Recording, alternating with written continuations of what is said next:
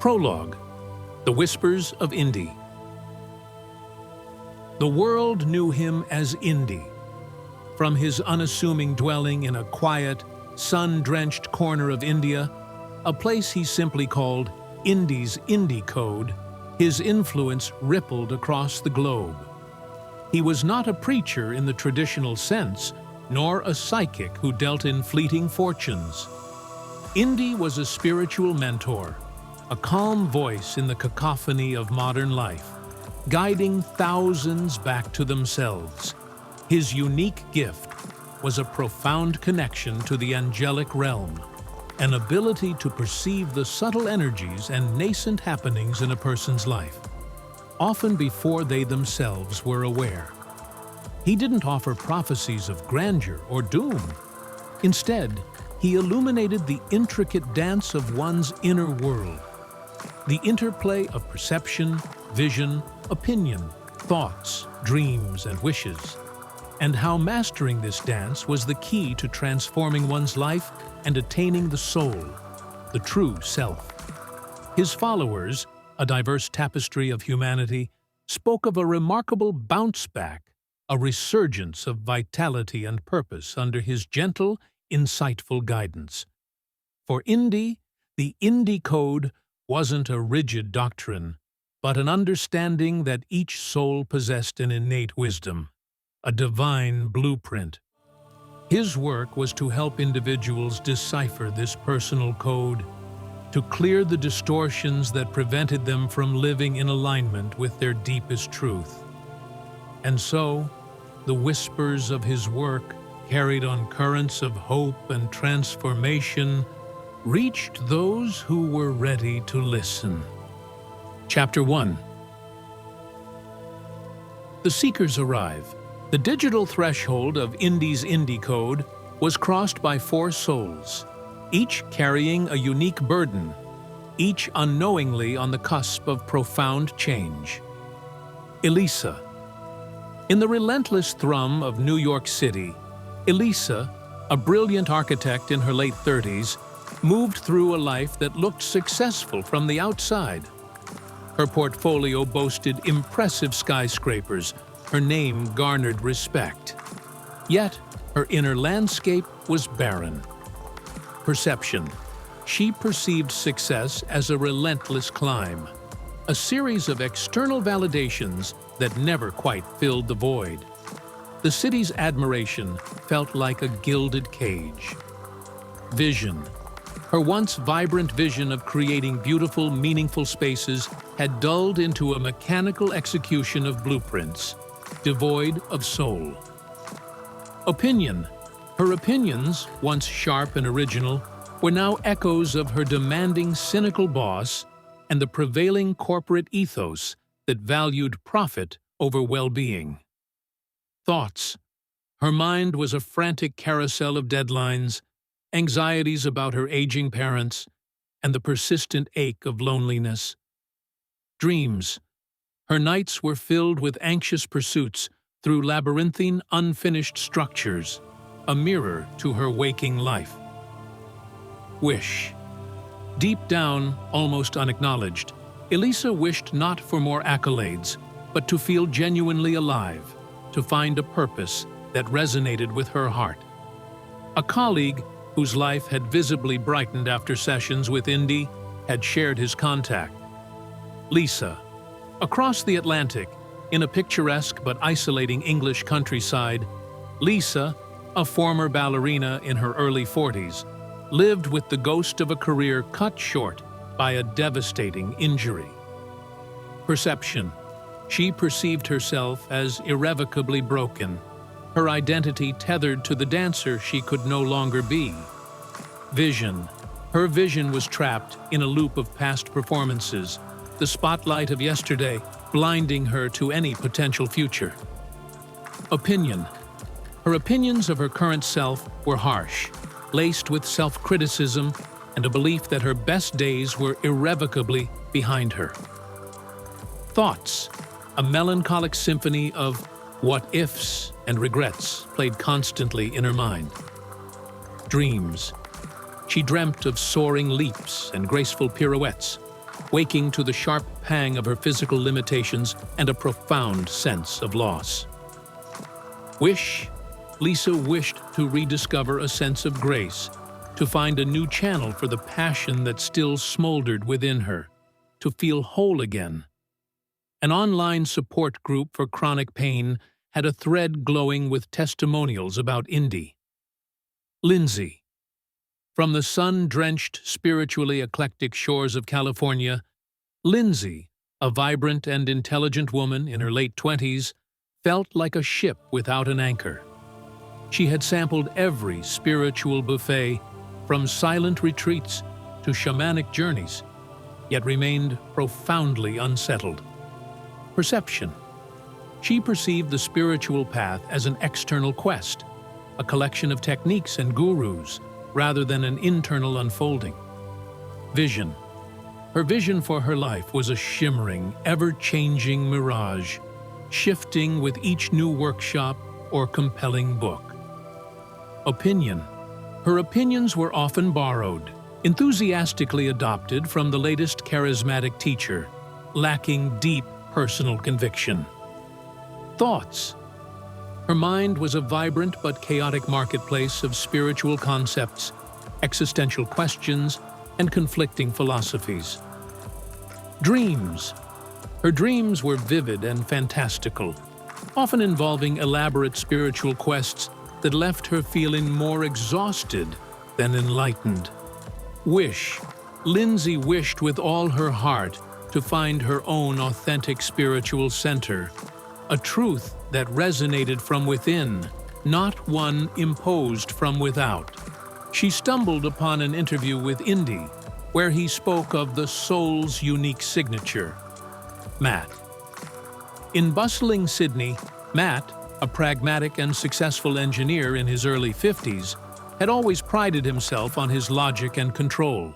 But a recent, unexpected health scare, followed by the equally inexplicable implosion of his long-term marriage, had shattered his well-ordered world. Perception. He perceived life as a system that should operate on predictable principles. The recent chaos felt like a catastrophic system failure. Vision. His clear, linear vision of a comfortable retirement and predictable future had crumbled into dust. Opinion. His firmly held opinions about stability, loyalty, and the efficacy of rational thought had been violently upended. Thoughts. His mind, usually a precise instrument, was now a confusing jumble of «why me?», «зрение», «страх от неизвестного», «I desperate поиски логических объяснений для эмоционального вихря». Dreams. His dreamscape was stark and empty, as if his subconscious was too overwhelmed to even conjure images. Wish. Though he wouldn't articulate it in such terms, Matt wished for a sense of peace that transcended logic, a deeper understanding of life's unpredictable currents, and a way to rebuild a sense of inner security. His estranged sister, a longtime devotee of Indi, had gently but persistently urged him to connect. And so, driven by their individual pains, yet united by a common, unspoken yearning for something more, Elisa, Lisa, Lindsay, and Matt each scheduled their first virtual consultation at Indi's Indi Code. Chapter 2. The First Resonance, Indi's Gaze. The interface was simple, a serene image of a single, perfectly formed lotus flower. Then Indi appeared. His smile was gentle. His eyes, even through the screen, held a luminous warmth that seemed to bypass all defenses. He wore a simple, cream-colored kurta, his presence exuding an aura of profound peace. Elisa's encounter. Namaste, Elisa, Indi began, his voice a soothing melody. The angels show me a woman who builds magnificent structures that reach for the sky, yet her own spirit feels confined, yearning for open air. They speak of a brilliant mind, but a heart that feels underutilized. Elisa was stunned into silence. Indi continued, "Your perception of success, dear one, has become a heavy cloak. You see the accolades, but you miss the quiet joy of creation itself. Your vision for your life, once expansive, has narrowed to the next project, the next deadline. The opinions you hold about your capabilities and your path, are they truly yours or echoes from a demanding world? Your thoughts race like the city you inhabit, a constant hum of anxiety and obligation. Your dreams are of being trapped in these very structures you design, and your deepest wish, it is to breathe, to create from a place of joy, not just duty. Is this not closer to the truth?" Tears streamed down Elisa's face. It was as if he had peered directly into her soul. Lisa's encounter. "Lisa, welcome," Indi said, his gaze filled with compassion. "The angels show me a spirit that still dances with exquisite grace, even if the body has changed its rhythm. There is a beautiful melody within you, though it is currently played in a minor key." Lisa felt a lump in her throat.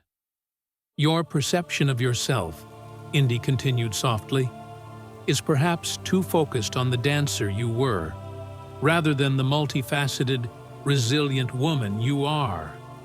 Your vision seems to linger on a closed curtain, preventing you from seeing the new stage life is preparing for you.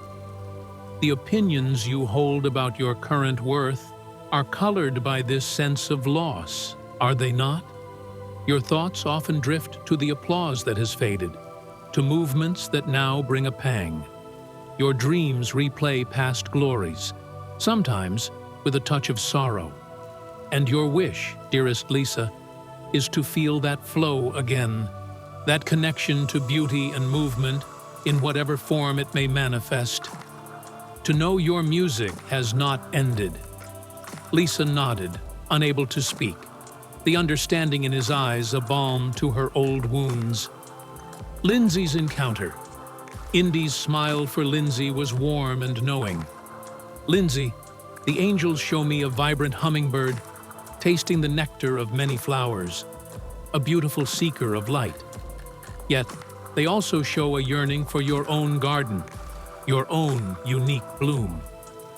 Lindsay felt a flicker of recognition. "Your perception of the spiritual journey," Indi said, "is that truth is always out there, in the next book, the next teacher.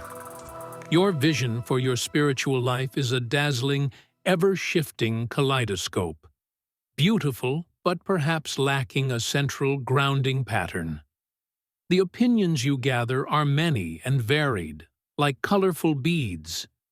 But are they strung on the thread of your own inner knowing? Your thoughts are a whirlwind of fascinating concepts, a spiritual feast. But sometimes indigestion follows a feast, does it not? Your dreams are of grand quests and esoteric landscapes.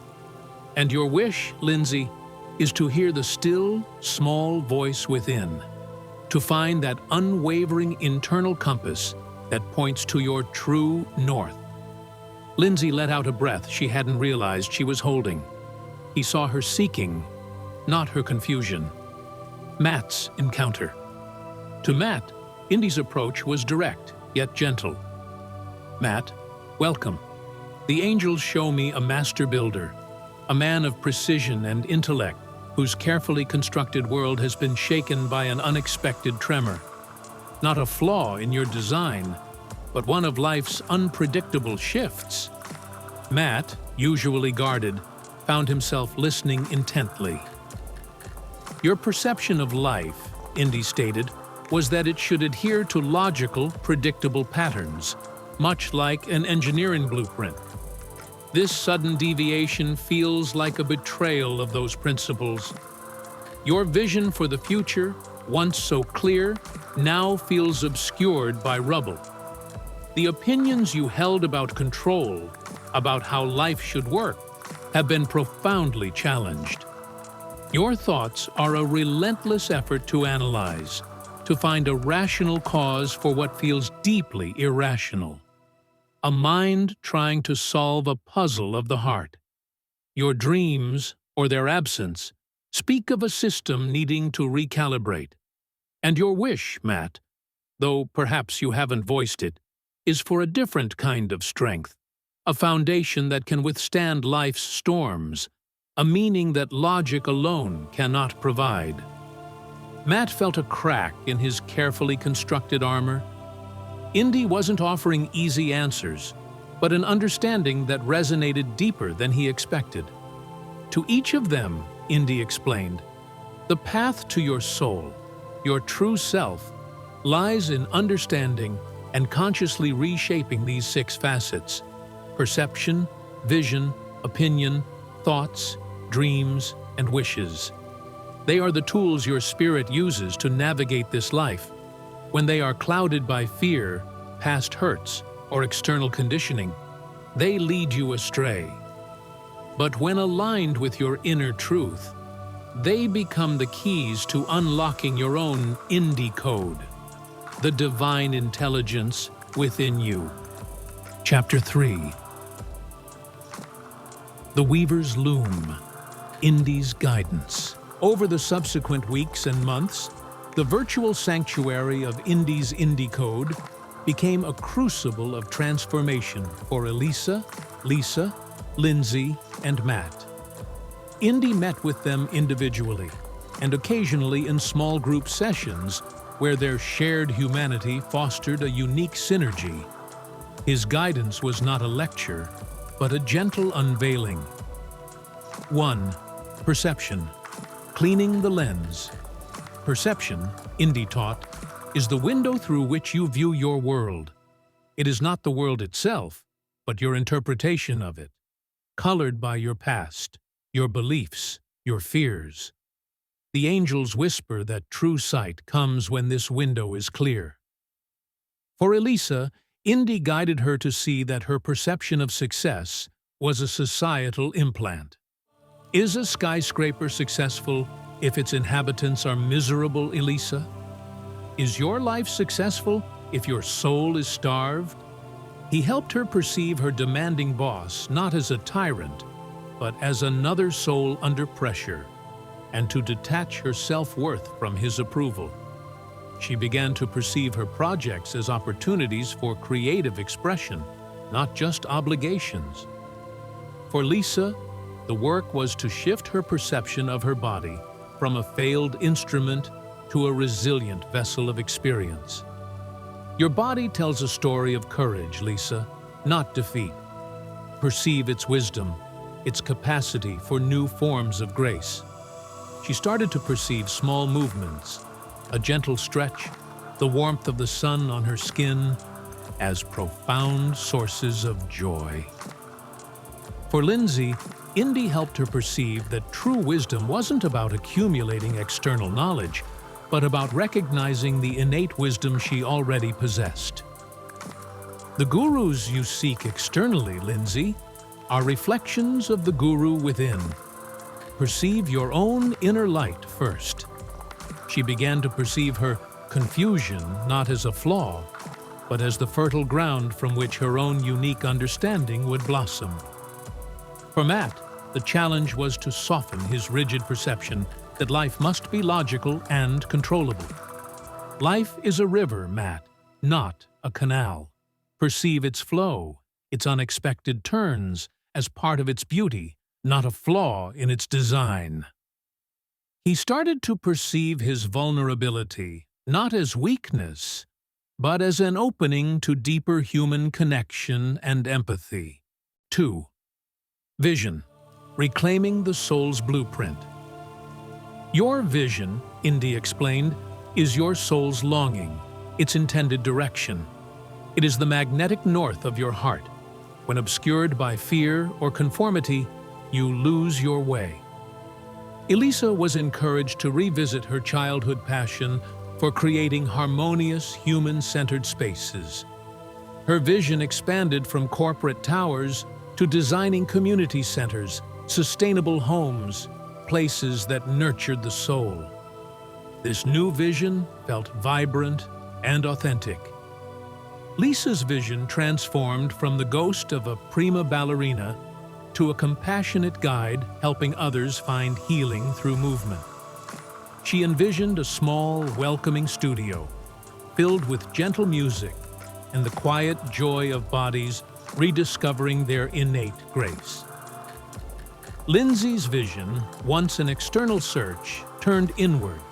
She envisioned a life where her spirituality was an integrated, personal experience, a quiet dialogue with the divine, rather than a performance of borrowed rituals.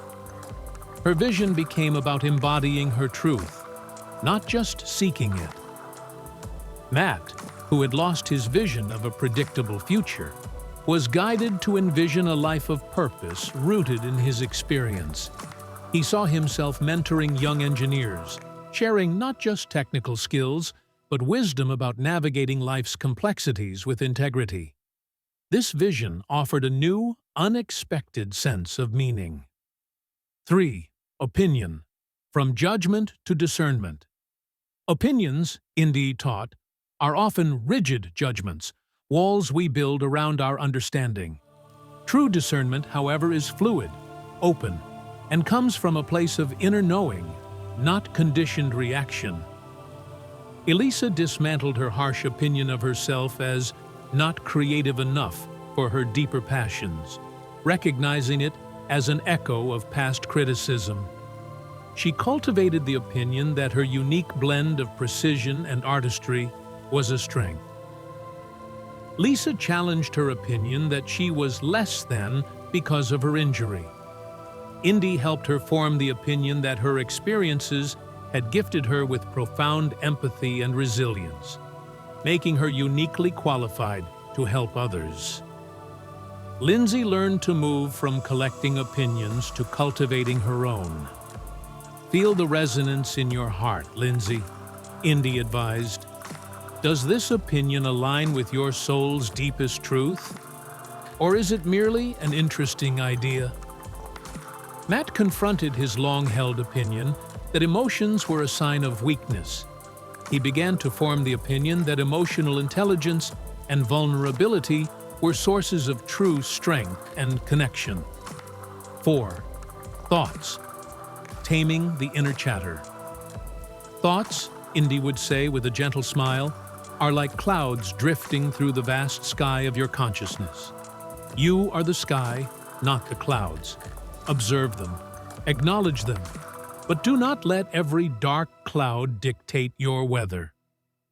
Elisa learned mindfulness techniques to detach from her incessant anxiety-driven thoughts about deadlines and expectations.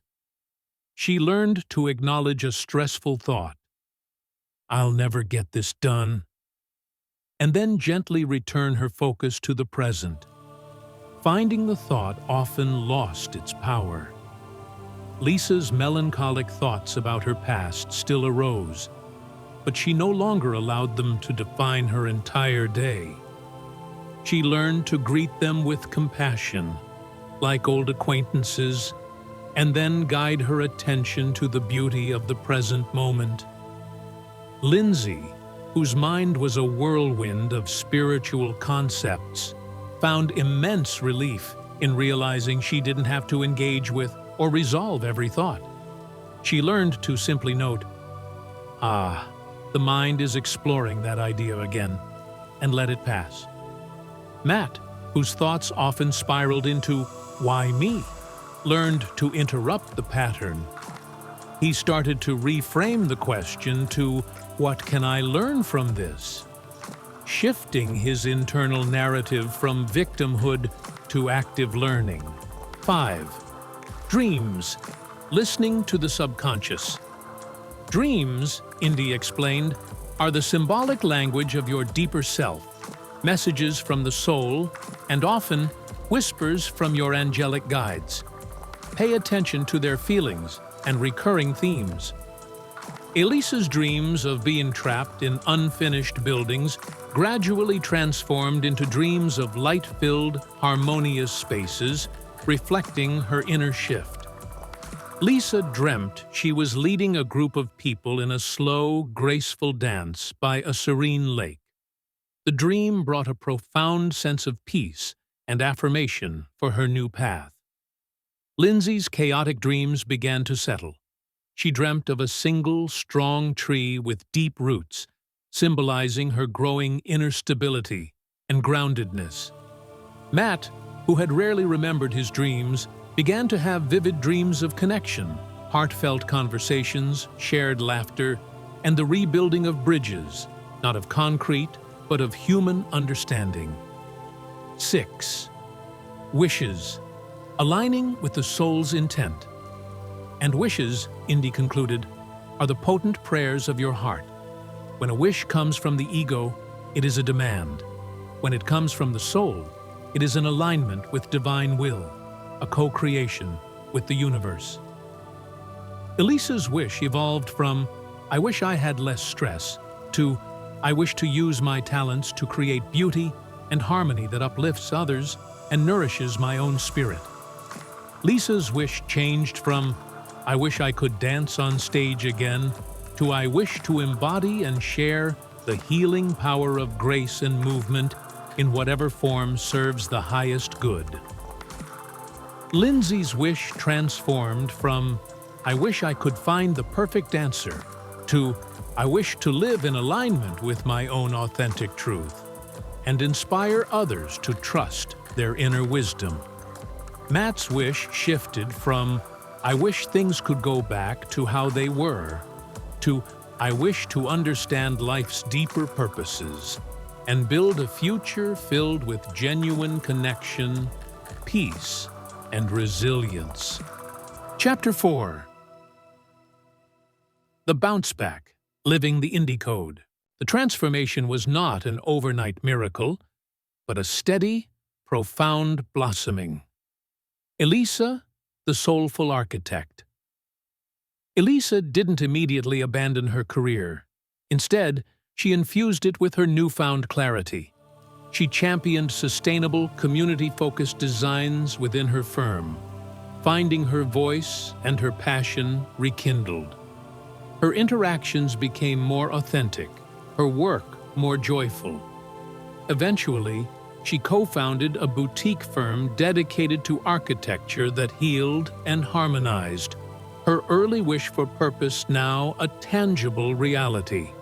Lisa, the embodiment of grace. Lisa converted a sunlit room in her cottage into a small studio. She began offering graceful movement classes, blending her ballet knowledge with somatic practices. Her empathy and understanding drew people to her. Her life, once defined by what was lost, was now rich with the joy of facilitating healing and connection for others. She had found a new way to dance, a dance of the soul. Lindsay, the authentic guide. Lindsay stopped her relentless seeking. She cultivated a deep, personal spiritual practice. She started a blog, not as a guru, but as a fellow traveler, sharing her journey of sifting through spiritual noise to find her own clear signal. Her authentic voice resonated, and she became a gentle guide for others learning to trust their own inner compass. Matt, the wise engineer. Matt embraced his unengineerable emotions. He engaged in heartfelt reconciliation talks, not to restore his marriage, but to heal and understand. He found profound satisfaction in mentoring young engineers, sharing not just technical skills, but also wisdom about navigating life's human challenges. He discovered a new kind of strength in vulnerability and a quiet peace in accepting life's mysteries. They had each, in their own way, bounced back, not to their old lives, but to newer, more authentic versions of themselves. They had learned to decipher and live by their own Indi code. Epilogue: The Weaver's continuing work. Indi continued his quiet work, a serene presence in a turbulent world. He knew that attaining the soul was not a destination, but the continuous, courageous act of choosing love over fear, authenticity over illusion, and wisdom over conditioning. Elisa, Lisa, Lindsay, and Matt, now living lives aligned with their true selves, became quiet beacons in their own right, their transformations a testament to the profound truth that the path to the soul lies within, waiting to be perceived, envisioned, and embraced. The whispers of Indi and the echoes of lives transformed continued to ripple outwards, a gentle call to awaken.